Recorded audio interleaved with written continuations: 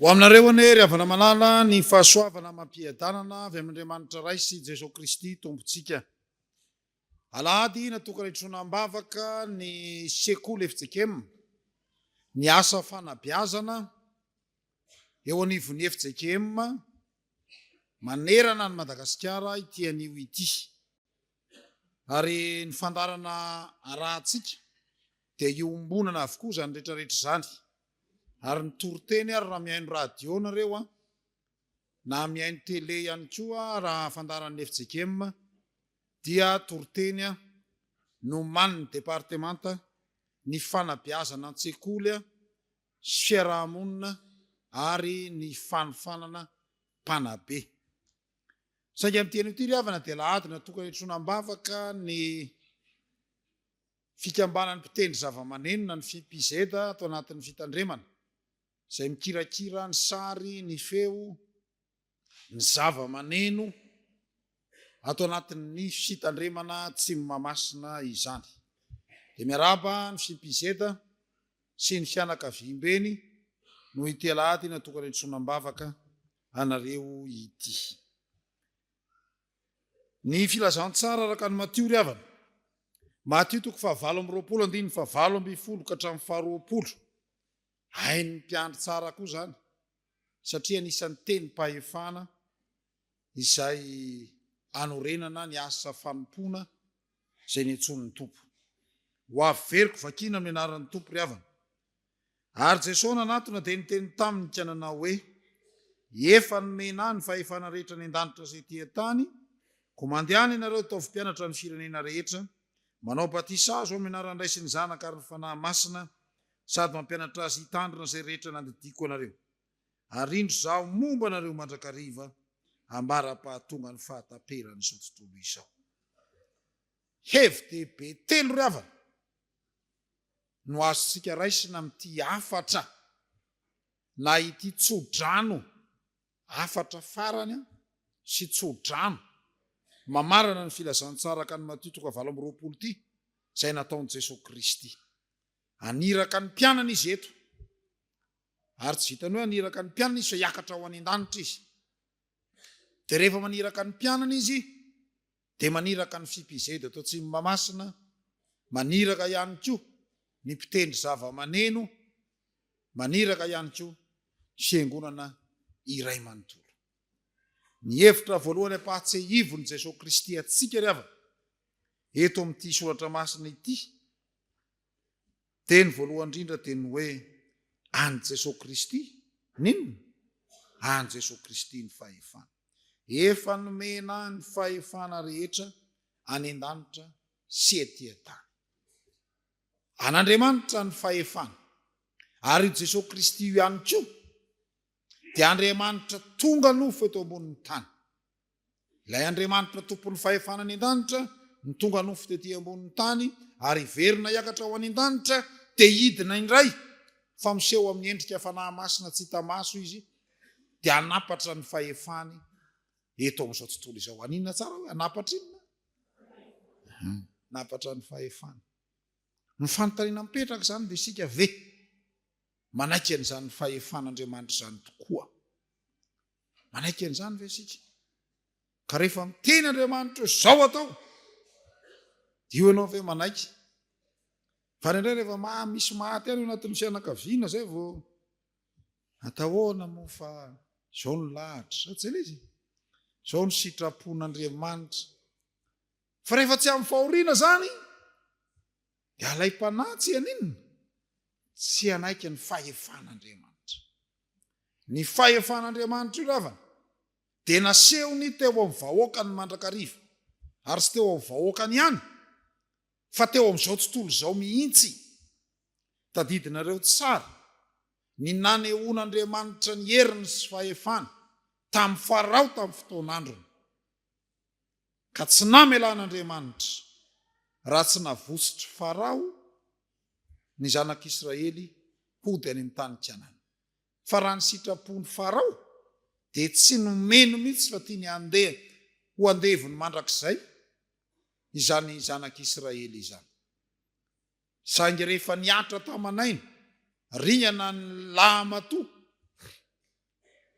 dia inona ny zavatra nitsanga fa maty ny lamato navosotra ny any reto zanak'Israely reto.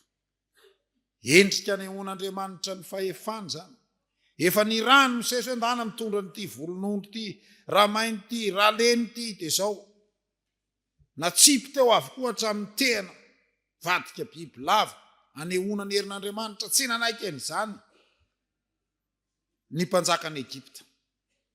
Fa nisy fotoana koa ny mpanjakan'ny Egypta nataon'Andriamanitra nahitany tsy fahitany, dia niery sy ny fahefan'Andriamanitra. Inona ny zavatra nitsanga rehefa tonga teo amoron'ny ranomasina mena, nahitsitry Mosesy ny tanany. Fahefan'Andriamanitra zany nampindraminy any Mosesy zany, dia nikisaka ny ranomasina, dia nandeha ny zanak'Israely tafita somatsara teny Mpita. Fa rehefa avy ao ny Farao sy ny maramila nandeha teo amin'ilay tany maina teo andao manararaotra, inona ny tranga? Nikatona ilay izy, maty tao izy rehetrarehetra. Andriamanitra manapatra ninona? Ny fahefana. Hangavitan'izany ihany fa mbola nandeha ihany fisainany vahoakany, nitantany ny vahoakany tany anefitra, nikapohana ny vatolampy, rotsaka ny rano. Fahefan'Andriamanitra daholo zany. Tsy nanakohanina koa reto zanak'Israely reto. Tonga dia nalatsak'Andriamanitra ny mana sy ny papelika. Ny dikany teny hoe mana moa zany hoe ino ny tony. Zay ny dikany. Satria gaga zany zanak'Israely vao fomarana izy dia mizatra fotsy be dia be. Mofo tena mofo mihitsy. Dia manontany zay izy fantany hoe ino ny tony. Zay zany dia rehefa manontany zany tsika manaraka hoe ino ny tony dia mana tenenina. Rehefa manontany pasteur, pasteur ino ny tony? Dia ona fiteny azy. Pasteur mana. Zay le izy.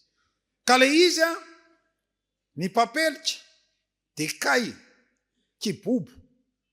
Le hitantsika ty zany misy an'ilay mivarotra todina kay, misy fotoana milaza be moa reny. Reny zany le tsara fantatritsika reny le tsona hoe papelika. Vorona faran'izay mora samborony reny. Tambola andro ny fahatanorana sy fahazazana moa dia ny ambalavoantseny paritana betsaka ny reny. Antao raharano sambotra ny reny zany. Tsara tsiro koa reny. Zay zany, Andriamanitra manapatra ny fahefana, maneho ny heriny. Fa io koa Andriamanitra maneho ny heriny. Raha raitsika nampitombo ny mofo dimy sy azany rano roa, nanasitra namarary rehefa tonga ty ambonin'ny tany Jesosy Kristy tonga nofo, dia naseho ny Jesosy Kristy fa azo toa ny fahefana. Teneniny mafy be ny rivotra sy ny ranomasina ny onja, dia rehefa nyteneniny dia nanahoana izy? Tonga tony. Zany havana ny hery sy fahefan'Andriamanitra. Akoatra n'ilay marary natsangany, akoatra n'ilay maty Lazarosy izay natsangany, fa ny anehoan'Andriamanitra ny faratapo ny hery sy ny fahefany ry havana dia ny fitsanganan'i Jesosy Kristy tamin'ny maty. Ka ilazany fa azo ny fahefana any an-danitra sy ety an-tany. Tsy mbola nahita olona ry havana ka afaka nandresy ny fahafatesana. Misy ihany ny lolo vokatra, fa rehefa avy eo maninona ihany? Maty ihany rehefa avy eo. Fa Jesosy Kristy nandresy ny fahafatesana. Tsy nahatana azy ny vato firikilao teo ambaravarana, baravaram-pasana. Fa noresen'i Jesosy Kristy zany. Izay antoka sy toky fa ianao koa tsy maintsy mandresy raha miaraka amin'i Jesosy Kristy. Ary tian'Andriamanitra iombona fahefana aminy ianao. Ka izany nanaporofon'ny eto hoe efa nomena ny fahefana rehetra izy any an-danitra sy ety an-tany. Dia inona nataon'i Jesosy Kristy rehefa anazo ny fahefana any an-danitra sy ety an-tany? Na dia nambarana izy hoe manapatra fahefana. Ianao dia tsy hanaparan'Andriamanitra ny fahefana, fa ianao dia homen'Andriamanitra inona koa? Meny fahefana. Io zao resahana atao amin'ny Romanina 13:10 hoe tsy hisy fahefana lehibe raha tsy avy amin'Andriamanitra. Dia io ararotin'ny mpanao politika io, izay sady tsy mahay soratra masina dia mitetateta fotsiny vavana. Fa ny tiany eo ambarana dia zao hoe ampindramin'Andriamanitra anao ny fahefana dia ny sitrapon'Andriamanitra anao tao, fa tsy ny ameny ny posinao. Zay ny izy. Na anery vaimantany vahoaka fotsiny. Dia ianao mitsilailay milamina tsara ianao, taingina tao abilina tsara tarehy ianao, manana vilafiry ianao afaka mandositra makany andafy ianao rehefa tonga ny fanenjehana fa ilay vahoaka sady tsy mihinan-drano ny tsy mihinana ny tsy mahita jiro ka nomen'Andriamanitra anao ny fahefana mangalatra fahefana ianao zany ry havana mangalatra fahefana fampiasao araka ny sitrapon'Andriamanitra ny fahefana izay nomen'Andriamanitra anao totra zany totsika na pastery io aiko misy pastera koa manondranondrana ampiasainy am'izay anaovana azy ary zay fampiasana zay anaovana azy zay ny fahefan'Andriamanitra zay ny antsona hoe fanolanana inona tsara hoe manipulation mafinaritra be ilay zanako miteny eny zay mihitsy ilay izy de mila mitandrina isika fa ndraindraiky io na tsy ao anatin'ny tokantrano azy omen'Andriamanitra fahefana ny ray aman-dreny de manapatra fahefana amin'ny janany izy ny zanaka koa moa ndraindray misy toetra zany lay izy omen'Andriamanitra anao ny fahefana ka rehefa nandresy ny fahafatesana le tompon'ny fahefana sy ny hereny an-danitra sy ty-an-tany de ianao koa omen'Andriamanitra fahefana ianao isy asa sy fampahireza rehefa avy eo omen'Andriamanitra fahefana zao ny mpiandry zay moa izy de miteny reo ivanomena lasa am'izay eno impanajana ny teny fahefana hanorena zo asa masiny zao de ho hitanareo fampiasan'ny mpiandry amin'ny fahefana zay nomen'Andriamanitra azy fa tsy hitanareo mpiandry ngana hiratra elaratsy ela tsy mahita jamby eo ne galana hiratra raha tsy tanako ny asa tam'lahy tsy isy an'izany tany aminay tany miandro vazo tany nisy an'izany nisy mpiandry nanao ary zany galangana hita ozy izy raha tsy niesako avatosa azy dareo moa zany resako zany zay le fahefana omen'Andriamanitra ravana malala ao amin'ny tompo any Jesosy Kristy ny fahefana ny an-danitra sy ty-tany ny anjaratsika de ny manaiky sy mankato ny fahefana omen'Andriamanitra atsika misy hira protestanta mahafinaritra zay rehefa aoka hoana ndre zany ny olona manaiky ny fahefan'Andriamanitra ndre eny lalana ndre mahafinaritra lay zany ataon'ny FIMPIZ am'le feony fanaovana azy iny tsara lay izy le misy trème tsara tena aoka ay tena zany lay izy fa ny faharoa ry havana atsika raisina am'ty ten'Andriamanitra ty omen'Andriamanitra fahefana isika na omeny Jesosy Kristy fahefana isika mba hifana be omeny Jesosy Kristy fahefana isika mba haninona omeny Jesosy Kristy fahefana isika mba hifana be jereo tsara ke ny hiraka nampanao Jesosy Kristy reto mpianatra reto hoe komandehana ianareo dia ataovy mpianatra ny firenena rehetra manao batisa azo amin'ny anaran'ny Ray sy ny Zanaka sy ny fanahy masina zay lay izy sady mampianatra azy hitandrina zay rehetra nandidiko anareo maniraka atsika atsangano hoe ny tanany izay mahatsapa tena fampanabe atsangano hoe ny tanany misaotra anareo ry havana ary atsangano indray ny tanany izay mahatsapa fa za de be azony eny ary zao ry havako miainy tsara sika ny rafim-panabiazana na nabiazana atsika napetraky ny mpanjana tany de mitaizatsika fa ny ray aman-dreny ihany ny mpanabe zay izy ny ray aman-dreny ihany ny mpanabe ka raha sanatria mivilana ny ray aman-dreny de maninona koa ny zanany vilana koa ny zanany fa tsy zany ry havana mpiara-miomantoka amintsika nampamasina zao mampianatra hoe éducation pour tous zay lay izy fa ny atao soratra masina tsy éducation pour tous zany fotsiny fa ny atao soratra masina sady éducation pour tous ny éducation par tous ovenareo zany hoe ny olona rehetra mihitsy no inona mpanabe izay mandray ny afatr'Andriamanitra rehetra zay mandreny ty filazantsara ny vakina teo ty no irahan'Andriamanitra ho mpanabe fa tsy hoe pastera eto alohany ihany zany no mpanabe dia anazy reny zany ty tenin'Andriamanitra ty mandana ianao pastera Ernesta mandana zay zany izy mandehana ianao ataovy mpianatra ny firenena rehetra pastera Ernesta fa tsy mahazo an'izany zany izy dia mianaka etsy aloha etsy tsy ariava ho atsika rehetra io izay ny manahirana dia indray tonga amin'ny antsoina hoe adultisation ndika ny adultisation zany dia verina hoe adulte daholo dia ny adulte ihany no ilaina eto ambonin'ny tany dia tratran'ny io moako zany tsisy an'izany antsoina hoe complexe de supériorité zany ny complexe d'infériorité no misy fa ny complexe de supériorité no antsoina hoe folie de grandeur ary misy olona tratran'ny folie de grandeur tsy maintsy izy ny lehibe tsy maintsy izy no ngeza dia tsy maintsy izy no toavina zay ny izy fa izy milaza aminareo ray aman-dreny manatrika sy maheno an'izao toriteny zao fa tsy maintsy ny ray aman-dreny ny manabe fa nganareo rehefa dekona dia tsy maintsy nareo ny manabe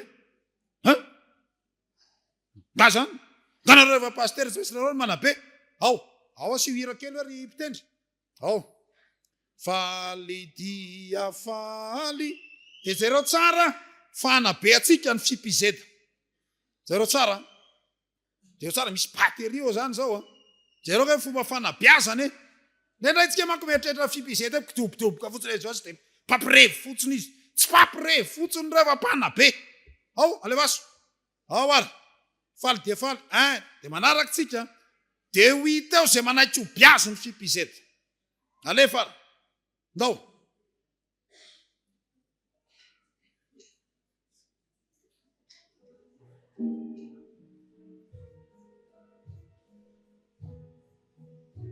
hatrany amin'ny fotsika zany biazina valy dia zao misy valy sa tsara zany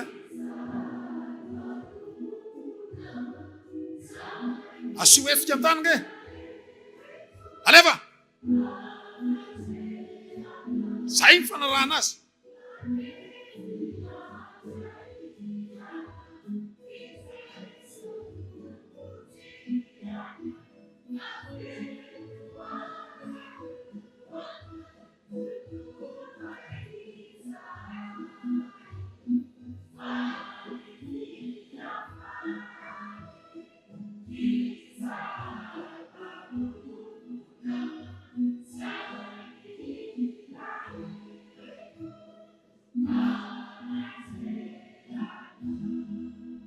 dia zareo nge fanabeazany mozika ny pastera Ernesta eo mpitoeranao ny tanany manao valsa ho azy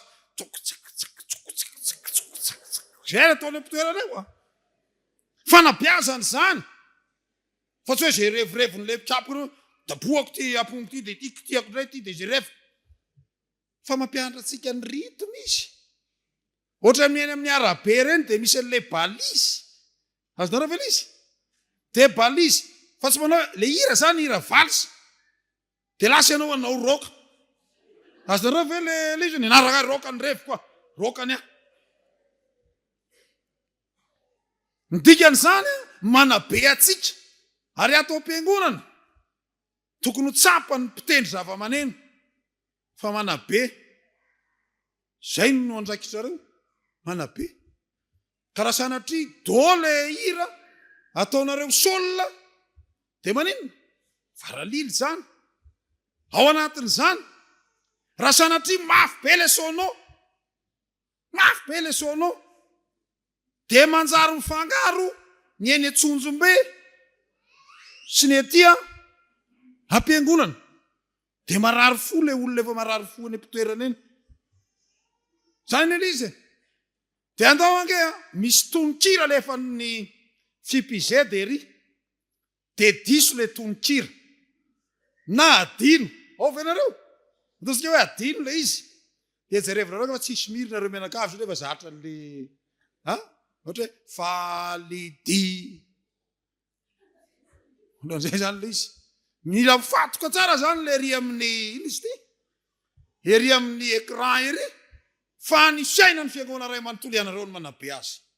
Rehefa vadika reo isoratra eo dia manaraka ho azy ry neny, manaraka ho azy ny mpiandry, manaraka ho azy ry pastera. Zay ny ilay izy. Fanabeazany zany, sy fanabeazany. Fa ao anatin'ny tokantrano koa, dia zay izy hoe mampianatra. Dia indraiky eo ny zanaka no mampianatra ny ray aman-dreny. Dia rehefa mba miteny ray io zanaka io dia mba ekeo. Ary rehefa mitaizany zanakitsika, rehefa mibedy an'ilay zanakitsika, dia izao tsy mitovy ny mibedy na ny mikapoka na ny manafay amin'ny fahatezerana sy ny manafay amin'ny fahefana. Tsy mitovy zany. Ny olona manabe amin'ny fahefana, ny vehivavy zao manao an'izany, izay vehivavy rehetra eto maheno izany. Ny vehivavy rehefa miteny tsy dia mba tia miteny loatra ny vehivavy, fa ilay antsoina hoe non-dit no ampiasain'ny vehivavy. Hay zany ny vehivavy zay. Ny lehilahy miteny izy rehefa resaka amin'ny tovovavy zany zao ny tovolahy kely dia ozy izy terina vendry satsala izy terina dia anak sokola afatifaty teny ny lehilahy. Fa ny vehivavy tsy miteny izy izy amin'io nefa te aterina mafy dia mafy. Dia inona ny ataony? Aterina vendry fa iny le mpimasony iny misy fiatraikany any am'le olona itenenana izy. Fanabeaza, sy fanabeazana daholo zany rehetrarehetra izany. Fa inona ary le beazina eto amin'ity soratra masina teny hoe mazava. Ataovy mpianatra ny firenena, zany hoe tsy isy akanavaka, isika rehetra mpanabe ary ny rehetra dia beazina. Dia sora ao anatin'ny heritreritra zany hoe tsy maintsy dada sy neny ny mpanabe, fa ny zanaka koa mba miteny ny dada sy neny hoe idio ny bokotra kanjo. Ao ve? Tsakany mitana izay zanaka rehetra eto ary mba ho hitan'ny pastera. Tsakany kely izay zanaka adidinareo ny manabe ny dada sy neny. Raha akaikinareo ny ray aman-dreny dia domy kely ohatr'izay izy hoe anjarako koa manabe anao alefa. Zany le izy. Misy ray aman-dreny tezitra misy vizizany babiaziny lahy. Zay le folie de grandeur. Ao ve? Dia nitohina ihany tsy hoe ny firenena rehetra fa manao batisazy ho amin'ny anaran'ny ray. Sakramety io ry havana. Ny atao hoe sakrameta moa zany roa ny atsika FJKM ny sakrameta. Fa anankiray amin'ny sakrameta zany ny batisa, tsy hampianatra an'izay akory. Fa ny dikan'izany dia izao adiditsika no mitaona ny olona mba ho resy lahatra atao batisa. Ao anatin'ny fanabeazana ataontsika zany. Ary zany ny adidin'ny sekoly FJKM koa zany. Tsy hoe mampianatra matematika sy fizika fotsiny na SVT fotsiny no ataon'ny sekoly FJKM, fa adidiny mampianatra ilay antsoina hoe soratra masina iainana. Zay ilay izy. Dia tahaka izany koa izao ny mpitendry zava-maneno rehefa hitendry izy rehefa avy ao raha misy batisa fidirana faharoa, dia ilay mozika tendreny mpitendry zava-maneno iny dia anisany mandresy lahatra an'le olona ary miatraikany amin'le fon'le olona hitondra ny zanany atao batisa. Mety hatramin'ny zavatra kely ohatr'izany anie dia tsy eritreretintsika. Dia nitony ao ambany ao ary mbola misy manao batisa azy ao anarana sy ny zanaka sy ny fanahy masina, sady mampianatra azy hitandrina izay rehetra nandidiko anareo. Dikan'izany dia izao, anisany adidy faharombonantsika ny fampianarana ny tenin'Andriamanitra. Tsy anjaran'ny pastera Tiana rery no mampianatra soratra masina. Tsy anjaran'ny mpiandry rery no mampianatra soratra masina. Tsy anjaran'ny diakona rery zany, fa anjarantsika rehetra ny mampianatra. Ary zany rehefa mazava-dehibe ny sampana sekoly alahady. Zany mahatonga ny sekoly FJKM manao hoe soratra masina iainana. Mba iainana eo anivon'ny sekoly FJKM. Ka na silamo anao mianatra ao amin'ny sekoly FJKM, tsy maintsy mianatra soratra masina ianao, mianatra hoe tiavan'ny rahalahinao tahaka ny tenanao. Ry fiangonana malala, fiarahamonina tsy vanona no misy atsika ankehitriny. na ninona ny tsy vanona satria tsy nomena lanja ny fanabeazana. Tsy nomena lanja. Taloha misy an'izany antsoina hoe éducation civique zany. Taloha misy an'izany hoe éducation citoyenne zany, fa tsy nasiana tsony zao. Dia zao zany zao ny endry indray zao no lasa ohatran'ny edala. Zay manaraka fitsipika indray zany zao mifoka. Zay ny elizy. Dia tsy gahaka sika raha ohatra zao firenetsika. Ravana malalo amin'ny tompo. Adiditsika rehetra ny fanabeazana, aniran'ny tompo atsika izany. Fa ny amarana ko azy ravana, amin'izao feno zao dia ny andininy farany io. Rehefa manaiky ianao fa mpanabe, sady beazina ianao ny beazina, dia tadidio fa Andriamanitra momba anao. Andriamanitra maninona hoe? Momba anao Andriamanitra. Ary indro zao momba anareo mandrakariva ambara-pahatonga ny fahataperana zao tontolo zao. Ny olona sa manabe ry avana, dia tahian'Andriamanitra mandrakariva. Dia beazo ny fiarahamonina misy antsika, beazo ny mpiara-miasa amintsika, beazo ny zanakitsika, beazo ny ray aman-drenitsika, beazo ny fiangonana, beazo ny mpitondra fanjakana, beazo ny vahoaka malagasy. Rehefa manaiky fanabe isika dia momba anao Andriamanitra. Dikan'le momba fa verimberiko eto foana. Miaro anao Andriamanitra, miantoka anao Andriamanitra, mampandresy anao Andriamanitra, eo anilanao Andriamanitra, na mitongilana aminao Andriamanitra. Zava-dehibe zany. Ary raha miteny hoe momba anao Andriamanitra, raisy ny an-tanana ny fiainanao. Ry kristianina malala, isika rehetra zao dia natao mpanabe, dia maneke ny hery sy ny fahefan'Andriamanitra, ary mandehana mampianara eo ambanin'ny fitarian'ny fanahy masina. Lay fanahy masina, lay mpanabe mahay indrindra, lay fanahy masina mampianatra antsika navaka ny tsara sy ny ratsy, ary dia tsarovy rehefa manabe ianao, dia io Andriamanitra momba anao mandrakariva. Ho an'Andriamanitra hery ny voninahitra, ho antsika ny fientanana. Amen.